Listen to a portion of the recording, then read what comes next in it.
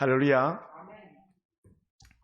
저는 오늘 말씀 제목을 정결하게 하소서라는 말씀 제목으로 함께 은혜 나누기 원합니다. 이 시편 51편은 죄에 대한 통해 자복함으로 아주 유명한 그런 시입니다. 그래서 이 시편은 전체 19절까지 있지만 크게는 4개의 연으로 구별될 수 있습니다. 1년, 2년, 3년, 4년 이렇게 연으로 구별되는데 첫 번째 연은요 1절부터 6절까지 1절부터 6절까지인데 1절부터 6절까지 중심 내용은 다윗이 자신이 저지른 죄에 대해서 처절하게 죄 용서받기를 간절히 구하고 있는 겁니다.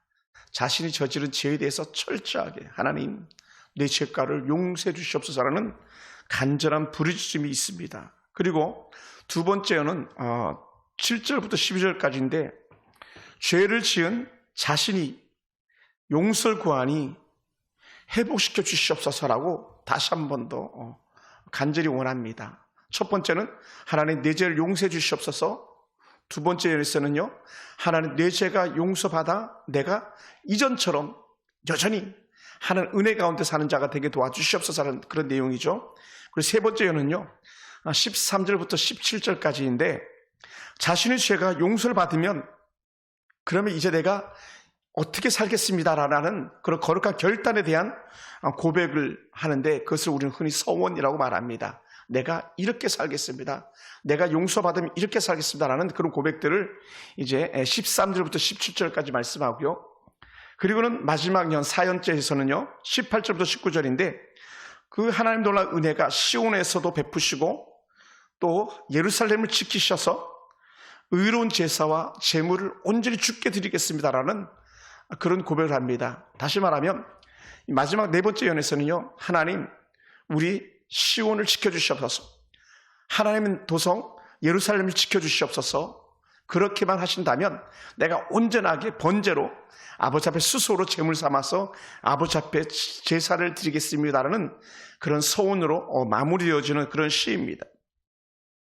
이 다윗이 지은 이 시편 51편은요 이미 표제가 이렇게 말합니다. 다윗의 시 인도자를 따라 부르는 노래, 다윗이 밧세바와 동침한 후 선지자 나단이 그에게 왔을 때라고 이렇게 표제가 정해져 있습니다. 다윗 왕이 밧세바와 동침한 후에 선지자 나단이 찾아와서 죄를 지적할 때에 다윗이 이 시편 51편을 회개하면서 기록한 그런 시이죠. 다윗은 자신이 밧세바와 간통을 하고 밧세바가 임신한 사실을 숨기기 위해서 그의 장수, 그의 남편 우리아를 적진에서 돌아오게 해가지고 부인과 함께 잠자리 들도록 했지만 우리아는 그것을 거절하고 전쟁 중에 있는데 내 부하는 지금 전쟁에서 죽어가고 있는데 내가 어떻게 아내와 같이 잠을 잘 수 있겠습니까 하면서 아내와 함께 침소에 들기를 거절했었습니다. 그러니 다윗이 대략 난감해졌었습니다. 그래서 어떻게 했는가, 다윗이 그 우리아를 적진 가장 깊숙한 곳에 보내가지고 살아서 돌아올 수 있는 그곳에서 결국 우리아가 적들에서 죽게 하고야 말았었습니다. 그러니 그런 것을 행하면서도 전혀 죄에 대해서 무감각하면서 밧세바가 휘낙낙하는 것을 바라보았던 당시의 최고의 선지자 나단이 다윗에게 직접 생명을 걸고 나가서 죄를 지적하죠. 그런데 이 나단이 이렇게 죄를 지적할 때에 이 다윗이 하나님 은혜 가운데 돌이키더라는 거예요. 나단 선지자의 죄의 지적을 듣고 다윗이 처절하게 돌이키는 내용들이 오늘 우리가 읽은 시편 51편의 전체적인 내용들입니다. 당시 다윗은요 이스라엘의 최고의 왕입니다. 모든 나라가 다윗에게 고개를 숙이고 머리를 조아리던 그런 왕입니다. 또한 다윗이 통치하는 그런 나라가 어떤 나라입니까? 대부분 이스라엘 지경에 있는 수많은 나라들이 다윗에게 오히려 조공을 바치면서 한번 봐달라고 할 정도로 다윗의 나라는 너무나도 강건하고 굳센 나라가 되었습니다. 그랬던 그가, 천하 통치자인 그가 한 여인을 범함으로 말미암아서 그의 체면이 완전히 바닥을 치는 그런 것들을 우리가 이미 다윗을 통해서 우리가 성경 말씀 가운데 잘 알고 있습니다. 그러니 이 밧세바 사건은 사실은 다윗과 전혀 다른 차원의 사건들처럼 보여집니다. 왜냐하면 다윗은 언제든지 거룩하고 흠이 없는 그런 삶을 살았거든요. 그래서 이 밧세바 사건 외에는 사실 다윗의 죄성을 찾아볼 수 있는 데가 거의 없습니다. 그러니 이 다윗이 얼마나 정말 위대한 하나님의 사람이냐면 자신의 죄를 조금도 포장해서 미화시키거나 아니면은 그것을 삭제해서 사초에 역사에 기록되지 못하도록 했어야 되는데 다윗은 그렇게 하지 않았더라는 거예요. 그러니까 다윗은 어떤 사람입니까? 하나님 앞에서 정직하게 살려고 그렇게 몸부림치는 그런 왕이었다는 것이죠. 그래서 자신의 왕의 체면조차도 생각하지 않았습니다. 또한 이 나단 선지자 역시 마찬가지 다윗 왕의 죄를 지적하는 데에 체면 치레하지 않고 생명을 보존할 생각하지 않고 거침없이 말했었습니다. 또한 다윗은 자신의 왕권을 지키기 위해서 선지자를 물리치지 않았고 선지자의 말을 듣고 자기가 죄의 자리에서 돌이켜 회개하는 자리로 나간 것을 우리는 알 수 있습니다. 반면에 예전에 사울왕 같은 경우는 어떻겠습니까? 사울왕이 아각을 살려서 데려왔을 때에 사무엘이 사울왕의 죄를 지적했었습니다. 그런데도 불구하고 사울왕은 죄를 돌이켜 회개하지 않았었습니다. 오히려 훗날에 사울이 그렇게 죄를 짓고 또 짓고 할 때 하나님께서 버렸다고 선언하고 나서는 사무엘이 사울왕을 피해서 숨어 다녀야만 하는 그런 지경까지 이르렀었습니다. 그러니 오늘 우리가 생각해 볼 때에 이런 다윗의 철저한 회개와 자신의 돌이킴을 우리가 만판에 새길 수 있게 되기 원합니다. 그러면서 오늘 말씀을 가만히 보다 보면 이렇게 표현합니다. 나의 죄악을 깨끗이 씻겨주시옵소서라고 말합니다. 특히 우슬초로 나를 씻기사 정결케 하시옵소서 이런 고백도 하게 됩니다. 또한 특별히 이 우슬초를 쓸 때는 레위기에 나오는 제사 예법에 따라서 또 정결 예식에 따라서 문둥병자들이나 또 정말 하나님의 은혜 가운데 있지 않는 부정한 자들이 정결함 받을 때 하는 표가 바로 우슬초로 깨끗하게 씻기는 그런 사건들인데 그런 문둥병, 나병 환자와 같은 처지에 놓인 자신의 모습을 놓고 견주어서 같은 맥락에서 하나님 내 죄를 용서해 주시옵소서라고 하는 그런 내용을 볼 때에 다윗이 얼마나 자신이 지은 죄가에 대해서 처절하게 그렇게 하나님 앞에 용서를 구하는지를 우리 충분히 알 수 있습니다. 그래서 다윗이 한 예로서 10절에 이렇게 고백합니다. 하나님이여 내 속에 정한 마음을 창조하시고 내 안에 정직한 영을 새롭게 하시옵소서라는 거예요. 전에 내가 정직하게 살았지만 지금 내가 정직하게 살지 않습니다. 하나님 나를 정직하게 하시옵소서 예전과 같은 정직한 삶을 살게 해주시옵소서 하는 완전히 돌이킴에 대한 은혜를 갖다가 간절히 고백합니다. 그러면서 또 뭐라고 말합니까? 내 속에서 나를 주님 내 앞에 쫓아내지 마시옵소서. 주님 앞에서 나를 쫓아내지 마시옵소서는 간절한 열망이 있습니다. 왜냐하면 죄를 지은 사람들이 갖고 있는 대표적 특징들 중에 하나가 뭐냐면 하나님께서 나를 멀리하셨다, 하나님께서 나를 쫓아내셨다라는 이런 표현들을 쓰고 있기 때문에 그렇습니다. 에덴 동산에서 아담과 하와가 죄를 범했을 때에 에덴 동산에 쫓겨나듯이 우리 하나님 존재에서 쫓겨나는 하나님께 얼굴을 돌려버리시는 그런 일들 가운데서 하나님이 다시 새롭게 하여 주시옵소서라는 이런 간절한 간청을 하고 있습니다. 더 나아가서 오늘 시작적 용어이긴 합니다만 주의 성령을 내게서 거두지 마시옵소서라는 거예요. 하나님의 영이 나로 이래서 떠나가지 말게 하시옵소서라는 이런 고백을 하게 됩니다. 죄를 지은 사람들이 가지고 있는 대표적인 특징 중에 하나가 뭐냐면 성령에 민감치 못하고 성령이 나를 버렸다고 생각하면서 함께하지 않는다고 생각하거든요. 그러니 다윗이 영적으로 무딘 심령을 하나님 내 영을 새롭게 하시옵소서, 주여 내 영을 맑게 하시옵소서, 더 뚜렷하게 하여 주시옵소서라고 하는 죄에 대한 확실한 깨달음을 내게 달라고 하면서 또 다른 뭡니까? 하나님 죄와 완전 결변된 삶을 살게 하시옵소서 고백하는데 그게 뭐냐? 내 안에서 성령으로 다시 회복되게 해달라는 이런 간절한 고백입니다. 사랑하는 성도 여러분, 우리가 한번 생각해 보기 원합니다. 죄에 대한 모든 용서의 영역은요 사람에게 있지 않고 하나님에게 있습니다.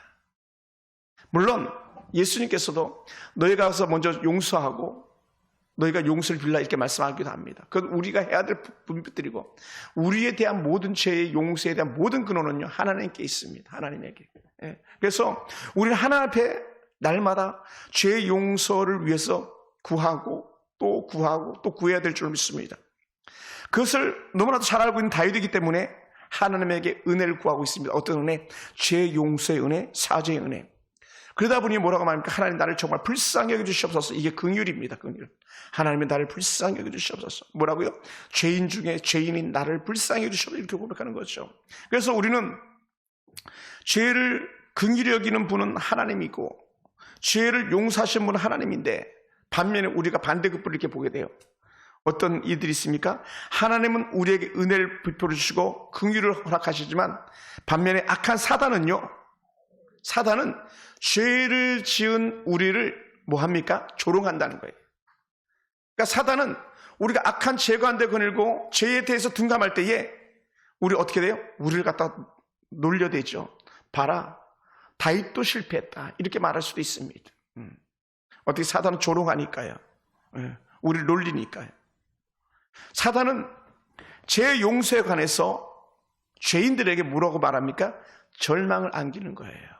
너는 그 죄를 끊을 수 없어. 너는 그 죄를 또다시 짓게 될 거야. 그러다 보니까 뭐라 합니까? 너의 죄는 절대 용서받을 수 없어. 이렇게 말한다는 거죠. 사단들이 그렇게 하는 거예요. 그러니까 불신자들이 그렇게 말하는 거예요. 봐봐라.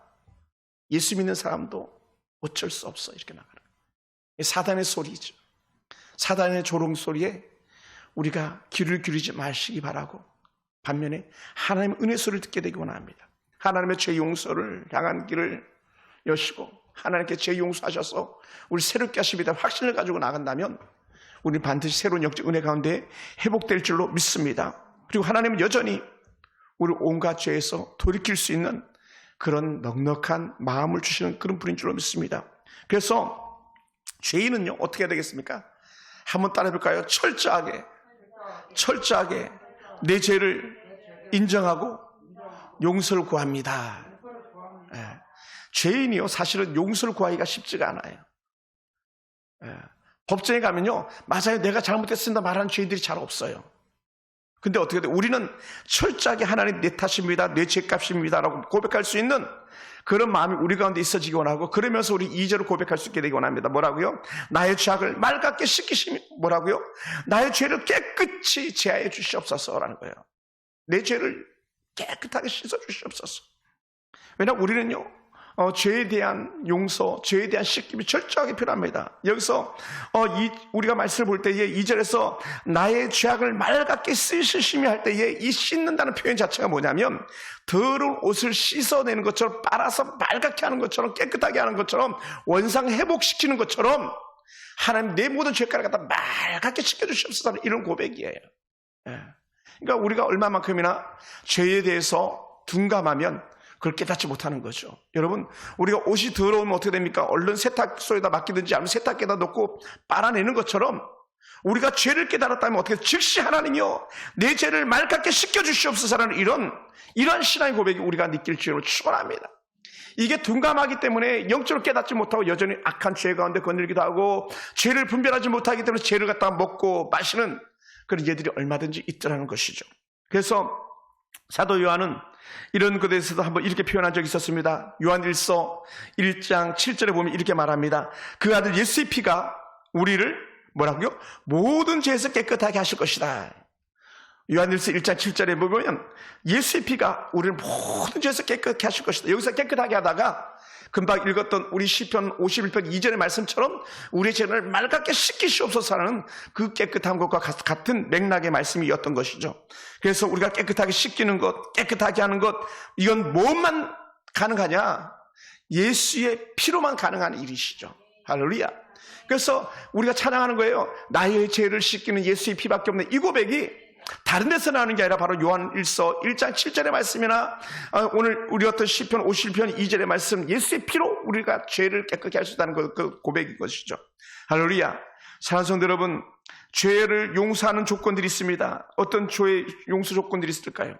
여러분의 자녀들이나 여러분의 친구들이나 여러분의 이웃들이 만약에 죄를 범하면 무조건 용서합니까? 용서에 따른 조건들이 있더라는 거죠. 어떤 조건? 그 첫 번째 이런 것입니다. 죄를 지은 사람이요, 그게 죄인 줄 알아야 됩니다. 근데 죄를 지으면서도 죄인 줄 알지 못하면 죄 용서 받을 수 있는 조건에서 벗어나는 거예요. 왜 그럴까요? 그건 내가 지은 죄도 아닌데라고 생각하는 죄에 대해서 무감각하기 때문에 그렇습니다. 또한 두 번째는요, 자신이 죄에 노출될 수 있는 연약한 사람인 것을 알아야 됩니다. 뭡니까? 이런 거예요. 쉽게 얘기하면 나는 완전한데, 나는 죄 짓지 않아, 난 죄 지을 수 있는 사람이 아니야라고 생각하는 거예요. 여러분, 죄를 짓지 않는 분은 하나님 한 분뿐입니다. 이 땅에 예수님밖에 없습니다.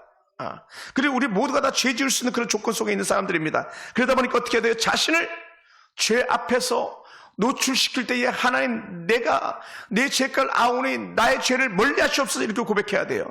그래서 이렇게 고백합니다. 다윗이 했던 고백인데, 다윗은 내 죄가 항상 내 앞에 있나이다, 이런 고백을 해. 죄가 항상 내 앞에 있다는 거예요. 3절을 보십시오. 3절 이렇게 표현합니다. 무릇 나는 내 죄를 압니다. 내가 어떤 죄인인지 압니다. 내 죄가 항상 내 앞에 있나이다. 항상 내 앞에. 죄가 항상 내 앞에 있다는 거예요. 이런 고백을 다윗이 고백하고 있습니다. 아담은요, 그 아들 가인을 통해서 죄를 다시 알게 되었습니다. 가인이 살인죄 저질렀지 않습니까? 그럴 때 하나님께서는 가인에게 뭐라 말씀했습니까? 가인아, 죄가 너 문 앞에 엎드리고 있지만 너는 죄를 다스려라, 이렇게 얘기했었어요. 가인에게 죄를 다스려라, 다시 말하면 죄 짓지 말라 했습니다. 그런데 불구하고요, 가인은 죄를 무시하고 말았습니다. 죄가 안 돼 건드렸습니다. 그리고 어떻게 돼? 마침내 동생을 돌로 쳐 죽이는 그런 철저한 죄인이 되고 말았죠. 살인죄를 저지르고 말았습니다. 바울이 변화된 다음에 어떤 고백을 했었습니까? 바울이 이런 고백을 해요. 내가 죄인 중에 괴수라고 고백합니다. 디모데전서 1장 15절 이런 말씀이에요. 내가 죄인 중에 괴수다. 나는 내 죄를 잘한다. 나는 보통 사람이 아니다. 난 죄인 중에서 죄인, 괴수, 다른 말로 하면 대장이다. 난 죄인 중에 대장이다. 이런 고백을 합니다. 뭐라고요? 거듭난 성도들, 변화된 성도들은요, 자신이 죄인인 줄 압니다. 그러다 보니까 어떻게 돼요? 하나님의 내 죄를 용서해 주시옵소서라는 사죄의 은총을 구할 수 있는 것이죠. 그러다 보니까 어떻게 돼요? 철저하게 세 번째는요, 자신의 죄를 자백하는 겁니다. 하나님, 내가 죄인입니다. 내가 주께 범죄했습니다. 이런 고백, 다윗과 같은 고백을 우리가 여전히 해야 될 줄로 믿습니다. 그리고 다윗이 범한 것은요, 밧세바이고 다윗이 죽음으로 내몬 사람은 우리아이지만 그 모든 것들이 다 나 때문입니다라고 하는, 내 죄입니다라고 고백하는 다윗이 죄에 대한 통일한 고백이 오늘 우리 가운데 있게 되기를 원합니다. 그리고는 어떻게 돼요? 여러분, 우리는 죄인인 것을 인정할 때에 하나님께서 때로는 우리 양심에, 때로는 나단처럼 선지자를 통해서, 또 다른 제2, 제3자를 통해서 죄를 책망할 때에 어떻게 해야 되겠습니까? 우리 철저하게 그 죄에 대한 책망을 받아들이고 죄에 대한 심판에 순종해야 될 줄로 믿습니다. 그래서 이렇게 표현합니다. 4절에 보니까 주께서 말씀하실 때만 내가 의로울 수 있습니다, 이런 고백을 해요. 나는 내 힘으로 의로울 수가 없어. 난 내 힘으로 완전할 수가 없어. 죄에서 난 자유할 수가 없어. 주님, 그러니 주께서 내게 말씀해 주시옵소서. 그래, 너 죄 없다, 주께서 말씀해 주시옵소서, 이런 고백을 하는 것이죠. 그래서 죄를 회개하는 심령은요, 모든 것을 죄 심판자 하나님께서 우리에게 말씀하실 때에 하나님께 달렸음을 인정할 때 가능한 거예요. 그리고는 다섯 번째 특별한 표현들인데요, 우리는 철저하게 다윗처럼 원죄를 인정해야 됩니다. 다윗이 하는 고백이 뭡니까? 우리가 말씀을 보다 보니까 내가 죄악 중에 출생하였으며 어머니가 죄 중에 나를 잉태하였나이다, 이런 고백이에요. 엄마가 나를 죄 중에서 잉태했습니다. 내가 죄악 중에 있어 태어났습니다. 이게 뭡니까? 원죄에 대해서 말하고 있는 거예요. 그래서 죄를 갖다 크게 두 가지로 분류하잖아요. 하나는 내가 스스로 범하는 자범죄, 하나는 또 다른 죄가 뭡니까? 내가 가지고 있는 원죄. 이미 출생 전부터 있는 아담과 하와 때부터 이어 내려오는 원죄가 우리 가운데 늘 있는 거예요. 그래서 모든 사람이 죄를 범하였음에 하나님의 영광에 이르지 못하다고 하는 그 선언이 바로 오늘 이 다윗의 고백, 내가 죄악 중에 출생했으며, 이 고백을 하고 있는 것이죠. 그래서 우리는요, 아이는 백조와 같이 깨끗하다고 하는 그런 타브라라사라는 그런 단어를 쓰는데, 아이들은 백조와 같이 깨끗하지 않습니다. 이미 아이들도, 어린 아기들일지라도 그들은 죄인입니다. 왜 그럴까요? 그 아기들에게 죄를 가르치지 않아도 그대로 죄를 짓고 있기 때문에 그렇습니다. 그러다 보니까 우리가 해야 될 게 뭐냐? 한번 따라보세요. 죄인이 구할 것은 용서밖에 없습니다. 할렐루야. 다시 한번, 죄인이 구할 것은 용서밖에 없다는 거예요. 죄를 피해서 도망가 보지만, 다른 말로 하면 죄에 대해서 죄값을 치르지 않으려고 도망가 보지만 하나님의 손길에서 벗어날 수가 없습니다. 그래서 죄에 대해서는 철저하게 두 가지가 용서를 받아야 되는데, 하나는 내적 용서와 외적 정말 용서가 있습니다. 그래서 내적으로 외적으로 회복돼야 되는데, 첫 번째 가만히 보면 외적 회복이 절대적으로 필요한 게 7절의 말씀들 때문입니다. 한번 볼까요? 7절. 우리 7절을 같이 한번 읽어봅시다. 우슬초로 다 같이 시작. 우슬초로 나를 정결하게 하소서. 내가 정하리이다. 나의 죄를 씻어주소서. 내가 눈보다 희리이다. 다시 한번, 내가 우슬초로 나를 정결케 하시옵소서. 내가 정하겠습니다. 내 죄를 씻어주시옵소서. 내가 눈보다 희겠습니다. 이런 고백이. 이것은요, 우리가 정결 예식을 통해서 다시 한번 제가 말씀을 드릴 수 있는 건데, 이 우슬초로 정결하는 예식할 때는 시체를 만진 자에게는요, 7일간의 결례를 행하면서 붉은 암송아지를 태운 잿물을 가지고 우슬초라는 그 붓에 찍어가지고 제3일과 제7일 이렇게 뿌리기 시작합니다. 붉은 그 암송아지를 태워가지고 그 암송아지 재를 탄 물을 갖다가 오래도록 보관하는 그런 예들이 있는데, 그래 붉은 암송아지를 태운 그 죄를 갖다가 사람들에게 뿌리는 거예요. 그러면서 죄 용서를 허락하는 것이죠. 그래서 정결하게 하기 위해서는 반드시 이 예식이 따라갑니다. 또한 나병 환자가 나병이 나았는데, 그럼 내가 나병이 나은 증거를 가져야 되는데 그게 뭐냐? 이 정결 예식이었던 거예요. 그래서 이 나병 환자가 산새에 잡은 피를 백향목과 홍새실과 우슬초에 찍어서 7번 병 나은 자에게 뿌려서 정결케 한다는 거예요. 그러니까 이 우슬초에다 찍어가지고 다시 정결케 하는 그런 예식이 있습니다. 이 우슬초는요, 옛날에 우리 시골에서 보면은 빗자루 말듯 그런 잡초 아닌 잡초 같은 것들이 있는데, 그렇게 비슷하게 생긴 거라고 그러더라고요. 그러니까 주로 이제 빗자루 만드는 그런 재료를 쓰는데, 그 붓처럼 됐으니까 얼마나 많이 흥건하게 찍히겠습니까? 그걸 이렇게 뿌려주는 것이죠. 그러니 다윗은 하나님, 그렇게 나병 환자처럼, 시체 만진 자처럼, 부정한 자처럼, 또 정결하지 못한 사람들처럼, 하나님 내가 부정합니다. 하나님 지금 나에게 우슬초로 정결케 해주시옵소서. 이런 고백을 계속하고 있는 거죠. 이거 처절한 고백인 거예요. 처절한 고백. 그러니 하나님께서도 이 다윗을 평가할 때요, 다윗에게 한 가지 딱 흠을 찾아낼 때 했던 평가가 있는데, 열왕기상 15장 5절에 이르는 말씀이었었어요. 제가 한번 읽어보겠습니다. 우리야 일 외에는 평생에 여호와 보시기에 정직하게 행하고 자기에게 명령하신 모든 일을 어기지 아니하였다라고 말합니다. 철저하게 하나님의 뜻을 따라 살았다는 거예요. 우리아 밧세바 사건 외에는 다윗은 어느 곳에서도 흠잡을 수 없었던 그런 인생이라는 거죠. 그래서 죄에 대한 용서에 대한 깊은 은혜는요, 우리 마음을 즐겁게 하는 것입니다. 할렐루야. 그래서 이런 표현을 씁니다. 주께서 꺾은 뼈들도 즐거워하게 하시옵소서. 이런 고백을 합니다. 이게 뭐냐면요, 사실 죄를 지으면요, 뭡니까? 우리 양심의 죄에 대한 가책 때문에 우리 영도 병이 들고요, 영이 병들면 자동으로 육체도 병들게 돼 있는 거예요. 그러니까 죄를 지으면 어떻게 합니까? 사람이 신음하죠. 더 큰 죄를 지으면 잠을 자지 못합니다. 더 큰 죄를 지으면 어떻게 돼요? 결국은 병이 들어서 죽어버리고 마는 거예요. 그러니까 수많은 사람들이 죄로 인해서 실족하고 넘어지고 결국 죽어나가는 예들을 얼마든지 볼 수 있습니다. 그래서 다는 아닙니다. 전제합니다. 많은 병자들이 가지고 있는 특징들이 뭐냐? 죄의 문제로 오는 경우가 얼마든지 있더라는 것이죠. 그러니까 우리가 분별해야 되는 거예요.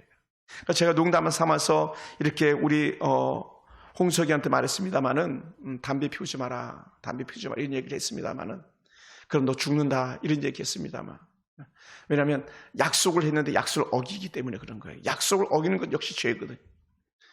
근데 담배를 피우는 그 자체가 죄가 아니라, 담배 피우는 것이 죄가 아니라 약속을 어긴 문제가 죄가 되는 거죠.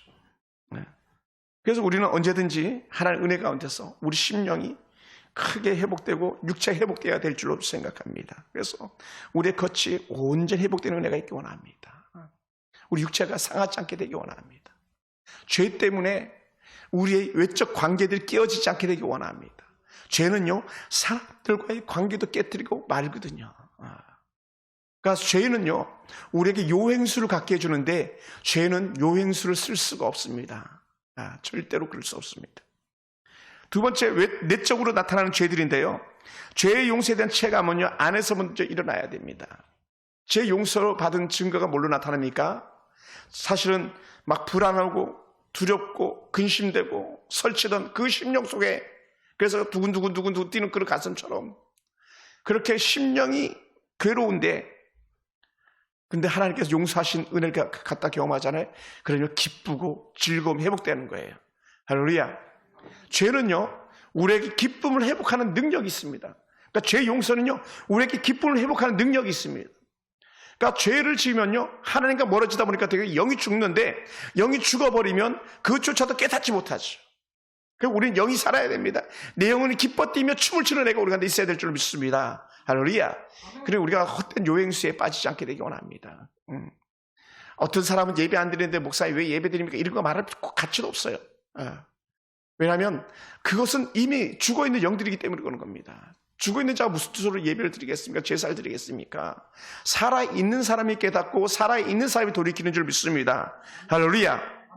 그러니요, 하나님께서 정말 이런 다윗을 얼마나 귀히 여기겠습니까?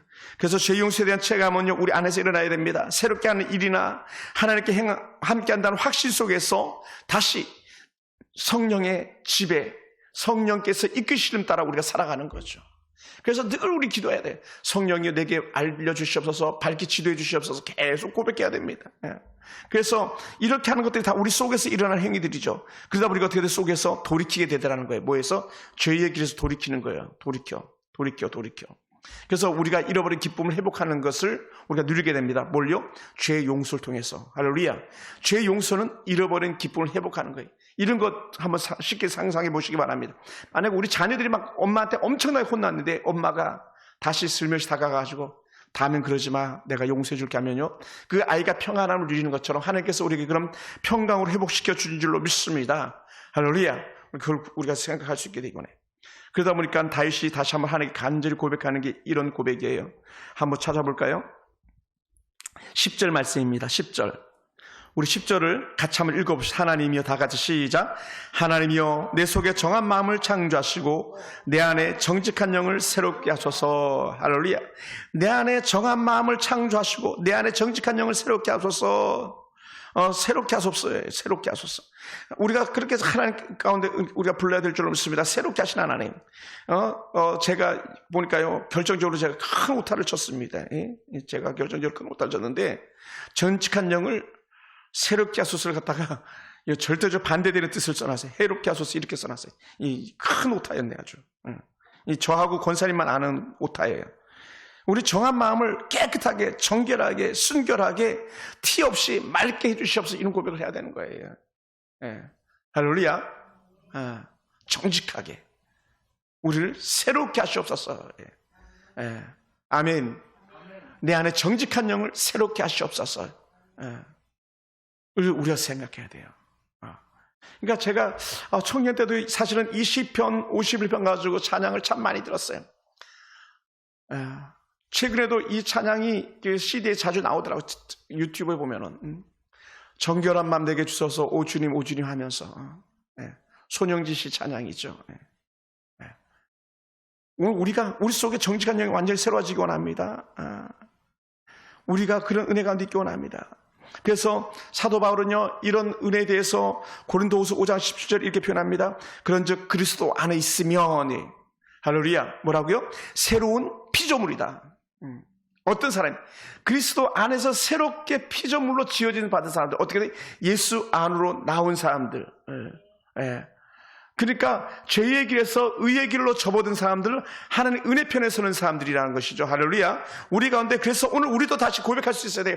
하나님, 내 안에 새로운 일을 이루시옵소서. 나도 새로운 피조물로 삼아주시옵소서. 내 죄가는 이전 것을 지나갔으니 보라 새 것이 되었다 말씀하셨는데, 내게도 같은 사죄의 은총, 제 용서의 은혜 회복이 임하게 해주시옵소서라고 고백할 수 있게 되기 원합니다. 그래서 우리가 회복될 수 있어요. 저도 그렇고 여러분도 그렇고. 그래서 죄의 용서를 받은 사람은요, 새로운 사람, 새로운 피조물일 것이죠. 할렐루야.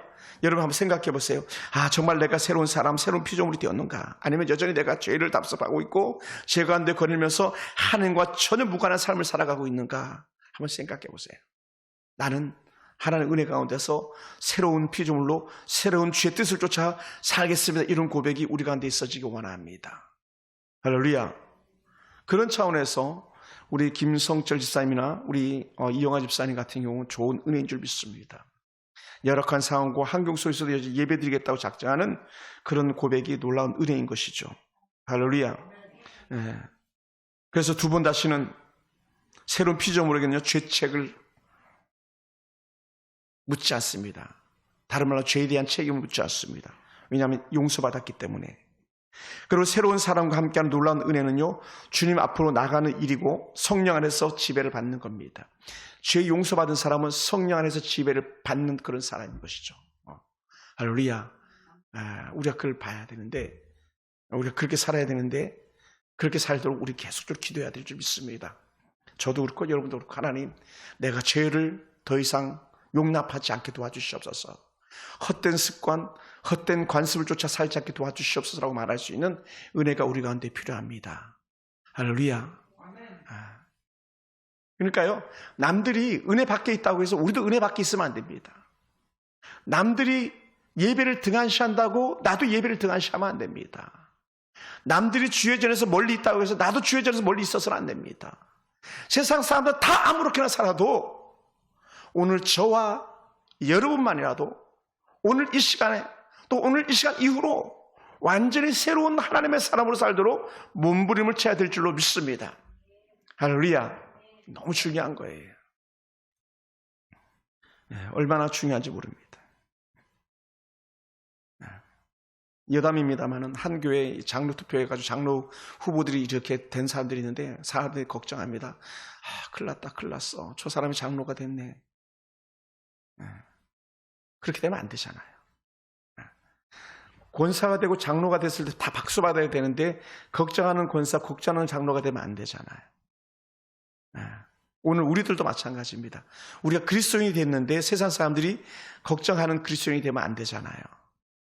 내가 홍석이를 와 잘한다 잘한다 박수 쳐야 되는데 홍석이를 걱정하면 안 되잖아요. 하은이를 걱정하면 안 되잖아요. 우리 권사님이나 사모님을 걱정하면 안 되잖아요. 뭐라고요? 잘한다, 맞아, 잘 살았어, 이렇게 말할 수 있는 하나님께서 주신 은혜 가운데 거룩하게 구별된 삶을 살아야 되는데 우리가 그렇게 살아낼 수 있는 그런 사람들 되기를 주님을 축원합니다. 그래서 다윗이 나를 주 앞에서 쫓아내지 마시며라는 거예요. 주의 성령을 내게서 거두지 마시옵소서라고 하는 것이죠. 할렐루야. 하나님은요, 죄인과 함께 할 수 없습니다. 하나님은 죄인과 함께 할 수 없어요. 하나님은 죄인과 동행할 수 없습니다. 하나님은 죄인에게 동업하자고 손 내미실 수 있는 그런 분이 아닙니다. 그러므로 죄인이 용서를 받고 회복되어야 하는 이유 중에 하나, 우리가 다시 하나님과 동행하기 위해서라도 우리 죄 용서의 은혜, 죄 용서의 은총이 우리 가운데 임해야 될 줄 믿습니다. 할렐루야. 그래서 죄 용서를 받은 확신 속에서 우리가 섬길 수 있고 죄 용서 확신 속에서 우리가 살아갈 수 있게 되기 원합니다. 다윗은 죄를 용서해 주시면 자기가 어떻게 살 것을 결단했어요. 무엇이라고 소원했습니까? 죄인들에게 내가 주의 도를 가르치겠습니다. 다른 말로 하면요, 하나님, 내가 돌이키면 이제 하나님 뜻을 전하겠습니다. 이런 고백을 해요. 예. 그리고는 어떻게 돼? 죄인들이 주께 돌아오도록 하겠습니다. 이걸 흔히 우리말로 하면 전도하는 거죠. 내가 주의 복음을 전해가겠습니다. 주의 복음으로 내가 백성들이 살도록 그렇게 자녀들을 또 민족을 이끌어가겠습니다. 이런 고백을 하는 거죠. 그리고는 어떻게 돼요? 주의 의를 노래하겠습니다. 뭐라고? 다른 말로 하면 하나님 같은 분 없습니다. 하나님을 찬양하겠다는 것이죠. 구원받은 자들의 노래가 다른 이유를 알 수 있는 대목입니다. 용서받은 죄인이 부르는 노래가 바로 하나님을 향한 노래인 것이죠. 자신이 용서받은 기쁨 속에 겉으로 드러나는 일이 찬양하는 겁니다. 마음껏 찬양하죠. 할렐루야. 입술의 노래, 입술의 고백, 입술의 말이 달라지는 것이죠. 주를 찬송하면서 주를 전파하겠습니다. 이런 고백을 간절히 하고 있습니다. 15절입니다. 이렇게 말합니다. 주여 내 입술을 열어 주소서. 내 입이 주를 찬송하여 전파리이다 라는 거예요. 그러니까 다 달라요. 그러니까 예수님 믿고 변화된 사람들이 가지고 있는 가장 대표적인 특징 중에 하나가 뭐냐 했을 때에 주절 기도가 나오는 것과 두 번째로 찬양이 나오는 거예요. 기도하고 찬양하고 이것이 언제 또 가능하냐? 말씀이 들어가니까 가능한 거예요. 말씀을 듣고 말씀을 보고 말씀을 읽다 보니까 어떻게 돼요? 기도가 나오고요. 기도하다 보니까 찬양이 절로 나오는 것이죠. 이게 죄 용서하는 사람들 가지고 있는 일반적 특징들입니다. 우리 반드시 그걸 깨닫게 되길 원합니다. 할렐루야. 그래서 구원의 은혜, 죄 용서의 은혜는요, 찬송과 올라서 전도하는 사람으로 전환됩니다. 하나님은 죄인이 돌아오는 것을 가장 기뻐하시는 분이기 때문에 그렇습니다. 하나님 죄인이 돌이켜 회개할 때 천국에서 잔치를 배설하시다고 예수님께서 그렇게 말씀하기도 했었습니다. 그리고 죄인은 우리가 용서를 받고 또 다른 죄인들이 용서받게 하는 것이 유일한 방법인데 그것은 무엇을 통해서냐? 전도라는 것을 통해서예요. 할렐루야. 그래서 전도는 믿는 자들이 갖는 가장 특별한 일이며 가장 일반적인 일입니다. 근데 우리는 어떻게 말합니까? 아유, 전도 안 돼요. 전도 안 해요. 그 사람 안 들어. 이렇게 말하기 쉽습니다. 우리는요, 우리가 변화된 거듭난 그리스도인이라면 우리는 때를 얻든지 못 얻든지 계속적으로 전도의 마음을 다해야 되는 겁니다. 왜요? 내가 용서받은 죄인이기 때문에 그렇고 또 그 사람도 여전히 용서받아야 될 죄인이기 때문에 그렇습니다. 할렐루야. 그래서 하나님은요, 상하고 통행하는 10년 가운데 있는 사람들이 돌이켜 회개하고 또 다시 나가서 그런 사람들 찾아내는 그런 일을 감당하기 원하시는 것이죠. 할렐루야. 그리고는 철저하게 죄인들에게 필요한 것은요, 하나님의 은혜예요. 할렐루야. 한번 따라 합시다. 내게 하나님 은혜가 필요합니다. 하나님 은혜가 필요해요. 우리 김성철 집사님이 중국 가서 사업을 잘 하시는 거나 또 이영아 집사님이 중국에서 신앙생활 하면서 믿음을 살려고 몸부림치는 거나 다 하나님 은혜가 필요한 일들이죠. 텅 비어있는 이 자리에 앉아야 될 수많은 성도들도 역시 동일하게 하나님의 은혜가 필요한 사람들입니다. 다윗은요, 하나님의 은혜가 필요한 사람이었어요. 저도 하나님의 은혜가 필요합니다. 그래서 다윗이 이렇게 고백해요. 주의 은택으로 시온에서 선을 행하기를 기도하고 있습니다. 국가적인 재난 하나님 끝내주시옵소서. 국가적인 재난은요, 통치자의 부족에서 온다고 봤거든요. 다윗은 자신의 죄로 장수 우리아를 사지로 몰아넣어서 죽였던 그런 죄값이 그런 전쟁에 패하는 그런 일들이 되고 말았습니다. 다윗의 죄로 전쟁에 질 수 없는 상황에서 지고 말았습니다. 다윗은 자신에게만 선을 이루실 하나님이 아니라 그러므로 우리나라도 하나님 선을 베풀어 주시옵소서, 우리나라 안정케 하여 주시옵소서, 이런 고백이 필요한 거예요. 특히 이 말씀을 듣는 우리 김성철 집사님 같은 경우는 더더욱 지금 몸담고 있는 그 나라에 하나님의 통치가 임해서 평강이 그곳에 나타나기를 기도하시기 바랍니다. 예루살렘에 성을 쌓기를 바라는 마음은 자신의 나라가 더 든든히 서기를 원하는 그런 마음이기 때문에 그렇습니다. 또한 저도 다윗처럼 은혜가 필요합니다. 우리나라도 다윗의 나라 이스라엘처럼 하나님의 은혜가 필요합니다. 나의 죄로 교회와 가족이 무너져서는 안 되겠습니다. 대통령의 죄로 나라가 무너져서는 안 되겠습니다. 나와 여러분의 죄로 이웃이 아파해서도 안 되겠습니다. 오늘 저와 여러분 돌이킴의 은혜가 그래서 절대적으로 필요합니다. 할렐루야. 그러니까 오늘 저와 여러분의 은혜가 풍성하면 가정이 은혜가 풍성한 것이고, 가정이 은혜가 풍성하면요, 그 동네가 은혜가 풍성한 것이고, 동네가 은혜가 넘쳐나면요, 도시와 결국 국가가 은혜가 풍성해지는 것이죠. 우한에서 일어난 코로나 발병 바이러스, 정말 보이지 않는 그 미생물이 전 세계를 불안에 떨게 만들었고 죽음으로 몰았던 것처럼 오늘도 우리나라도 12명 정도가 죽었답니다. 코로나 바이러스 때문에. 그런 전 세계의 죽음으로 몰아내는 작은 바이러스 하나가 그렇게 악한 영향을 끼친 것처럼, 반면에 우리는 뭘요? 우리의 은혜, 하나님의 거룩한 은혜를 갖다가 전 세계 만방에 영향력을 끼칠 수 있는 그런 교회와 그런 여러분이 되길 주로 축원합니다. 할렐루야. 그러면서 다윗이 담대하게 고백합니다. 19절의 말씀을 같이 한번 보겠습니다. 우리 19절 한번 읽어볼까요? 19절 다 같이 시작. 그때에 주께서 의로운 제사와 번제와 온전한 번제를 기뻐하시리니 그때에 그들이 수소로 주의 제단에 드리리이다. 할렐루야. 그때가 언제냐? 용서받은 때에, 하나님께 내게 은총을 베풀어 주신 때에, 하나님께 내게 은혜 주신 그때입니다. 그때 반복되잖아요. 그죠? 19절 그때에 그 두 번이나 계속적으로 반복되고 있는 것을 우리가 보게 됩니다. 다윗은요, 자신의 상한 심정을 말로만 하나님께 아뢰지 않았습니다. 하나님과 관계 회복되고 철저하게 하나님께서 관계를 회복시킬 때에 내가 제물로 하나님 앞에 올려드리겠습니다. 이런 고백을 해요. 왜냐하면 제물은 곧 죄 용서받은 은혜의 증거가 되기 때문에 그렇습니다.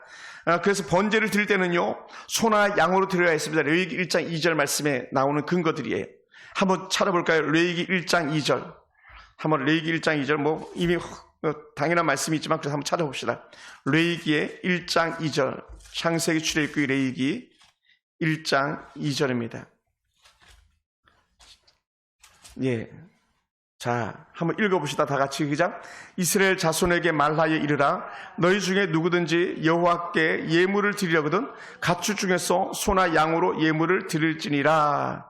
요게 이제 1장 요 전반부가요, 다 그 번제에 대한 내용들이거든요.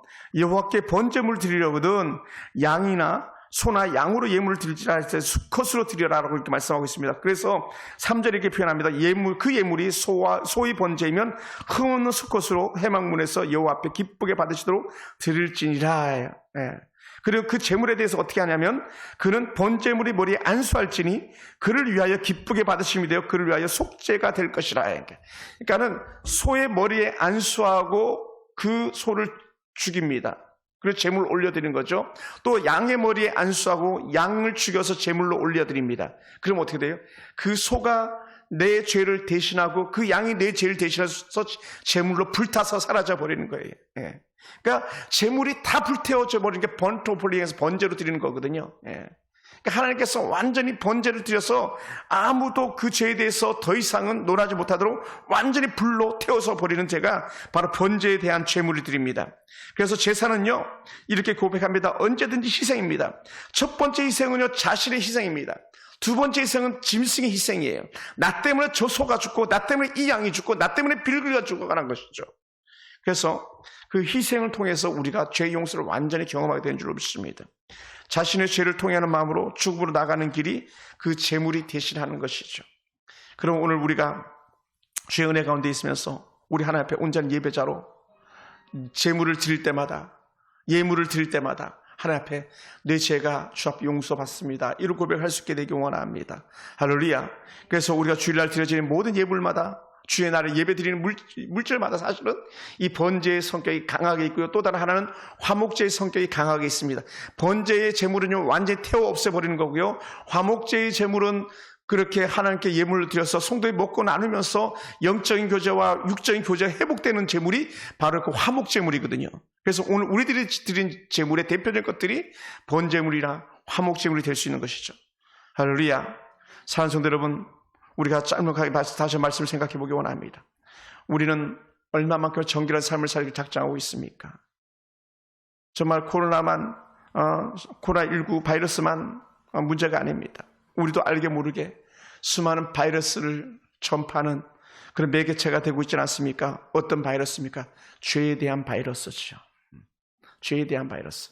제가 지난 주 중에 한 사람을 봤는데 이런 사람을 봤어요. 한 사람이 지나가는 사람을 따라가면서 허리를 완전히 꾸부정해가지고 완전히 어찌 보면 생거지같이 표현을 하면서 가가지고 따라가면서 하는 말이 뭐냐면, 이거 한 대만 달라 그러다가 이거 한 대만, 남문 프라자 약 있는 데서 지나가면서.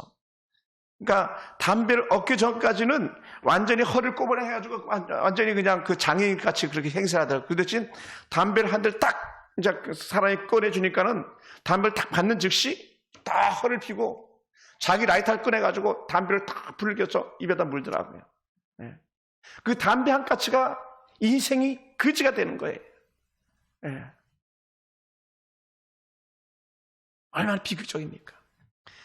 그 담배 하나 때문에 목사님이 얼른 고개를 휙 돌려버리잖아요. 왜냐하면 냄새가 너무 나니까. 네. 그러니까 제가 예전에도 얘기했지만 장군들을 만날 때는 양치질하고 향수를 뿌리고 그렇게 한다 그랬잖아요. 예. 그만큼 우리는 사사로운 것조차도 우리는 에티켓 예절이 필요한 것이죠. 그런데 하물며 우리가 그런 거 하나 봐도 때로 이상을 찍는데 우리가 온갖 죄를 보면서 했을 때에 하나님께서 우리들에게 얼마만큼이나 마음이 상하시겠냐는 거예요. 그래서 야고보서는 이렇게 고백합니다. 욕심이 잉태한 즉 죄를 낳고 죄가 장사한 즉 사망을 낳느냐, 이런 고백을 했어요. 예. 죄가 결국은 죽음을 몰고 간다. 그러니까 뭐라 그러지? 제가 겁줬습니까? 그러다 암병 걸리지, 이런 얘기를 했던 거예요. 왜? 죄가 장사하여 사망을 낳으니까. 결국은 영적 사망과 육적 사망을 다 가져오니까요. 그래서 악성 바이러스는요, 소독하고 방역하면 되지만, 그러나 우리 죄의 바이러스는요, 통렬하게, 처절하게 아버지 앞에 죄를 용서를 구하는 그런 은혜가 우리한테 필요한 것이죠. 할렐루야. 그래서 우리가 죄와 싸워서 이기며 죄를 분별할 수 있는 영적 능력이 우리 가운데 있어지기 원합니다. 그것은 언제 가능하냐? 우리가 성령으로 다시 충만해지는 겁니다. 다시 말씀과 기도의 삶으로 돌아가는 겁니다. 그래서 하나님, 내가 더 이상 악한 죄 가운데 거느리지 않겠습니다라는 영적 거룩의 결단이 있고, 날마다 다시 쳐서 사도 바울이 말씀했던 것처럼 날마다 자기를 복종시키는 거예요. 뭐라고요? 하나님 말씀 앞에 내가 복종하는 겁니다. 말씀을 따라 살겠습니다 고백하는 겁니다. 그럴 때 우리가 가능한 것이죠. 그러니 오늘 우리가 다시 한번 이겨낼 수 있기 원합니다. 전염병과 죄의 속성은 같습니다. 퍼지는 경로와 결과가 심각하기 때문에 그렇습니다. 그래서 지금 정부는 바이러스 백신을 예방 접종을 하고 있는 중입니다. 더 번져나가는 걸 막겠다는 것이죠. 그다음 우리는 죄에 대해서 어떻게 하겠습니까? 하나님, 내 죄는 여기까지입니다. 끊고 돌이켜 아버지 앞 통회하고 자백하며 죄의 길에서 돌이켜 의의 길로 가는 그런 결단들이 우리 가운데 있어야 될 줄 믿습니다. 그래서 죄와 싸워서 이기며 죄를 분별하여서 처절하게 자백하고 회개하여서 아버지 앞 용서받은 자의 은총을 갖다가 누릴 수 있게 되기 원합니다. 그래서 오늘 다윗이 했던 고백처럼, 하나님, 내 안에 정직한 영을 새롭게 하시옵소서. 내 마음에 정한 영을 새롭게 하여 주시옵소서. 주의 성령을 내게서 거두지 마시고 내게 성령으로 충만함이 회복되게 하시옵소서. 그래서 우리가 뛸 듯이 기뻐하고 막 춤을 추는 애가 뭡니까? 내게 구원의 즐거움, 구원의 감격이 회복되기를 원하는 마음입니다. 할렐루야. 저 천연 때 참 이 찬양 많이 불렀어요. 정결한 마음 창조하소서, 오 주님, 오 주님 하면서 이 찬양을 부르면서 참 많이 울기도 했던 것 같습니다. 나를 주님 앞에서 멀리하지 마시고 주의 성령을 내게서 거두지 마시옵소서 하는 그 애절한 찬양의 가사를 통해서 오늘 우리가 이 시간에 다시 한번, 하나님, 내가 내 안에 정직한 영을 새롭게 하셔봐서 나를 정직하게 하셔봐서, 아이고 내가 조금만 뭐 하면은 털썩 주저앉고 기력을 잃어버리고 뻗어서 죄 가운데 거니는 어떤 자들이 아니라, 하나님, 내가 더 주님 앞에 다가서기 원합니다라는 이런 영적 확신 속에 일어설 수 있길 주님을 축원합니다. 할렐루야. 그래서 우리가 영혼이 잘 되고 범사 잘 되는 형통의 은혜가 임하기 원합니다. 말씀을 마무리하겠습니다. 사랑하는 성도 여러분, 내 영혼과 내 심령과 내 육체를 병들게 하는 것이 무엇입니까? 단호하게 끊어버리시기 바랍니다. 오히려 내가 더 정결하고 거룩하게 하는 일이 무엇입니까? 그 길에 집중할 수 있게 되기 원합니다. 그것이 저는 이렇게 보았어요. 말씀을 읽고 말씀을 쓰고 말씀 따라 사는 것이다 라는 거죠.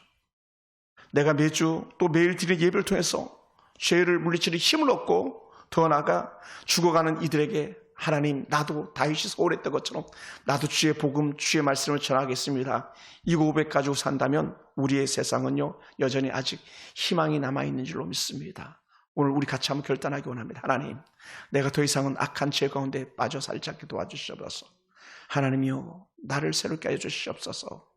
하나님, 내 모든 죄가를 물리쳐 주시고 거룩하게 하옵소서라는 이 영적인 거룩의 결단이 오늘 저와 여러분 가운데 있길 주님의 이름으로 축원합니다.